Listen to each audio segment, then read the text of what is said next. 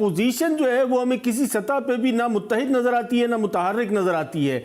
और अगर बात की जाए कि अवाम की उमंगों की या अवाम की जो मौजूदा सूरत हाल है जिस मायूसी की, तो वो उसका यकीनन राग पूरी तौर पे जो है वो अलापा जाता है, लेकिन जो जिम्मेदारी बनती है वो कहीं पूरी होती हुई नजर नहीं आती।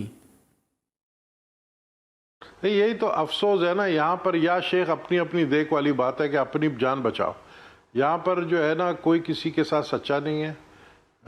जो केसेस बने हुए हैं जरदारी साहब के ऊपर, नवाज शरीफ साहब ने बनाए थे, तो मैं समझता हूँ कि नवाज शरीफ साहब भी जो गए हैं, ये तो आप इधर बैठकर आवाम को बेवकूफ़ बना रहे हैं ना जी। पेटलेट्स जो है वो बढ़ गए नवाज शरीफ के लिए। ख़ुद इमरान खान ने आवाम को, कौम को बेवकूफ़ बना, जबकि सच्चाई जानते थे वो।